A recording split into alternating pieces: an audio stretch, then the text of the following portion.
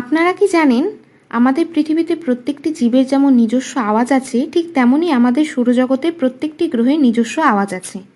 তো চলুন আজ আপনাদের সাথে সৌরজগতের প্রত্যেকটি গ্রহের আওয়াজ শেয়ার করব।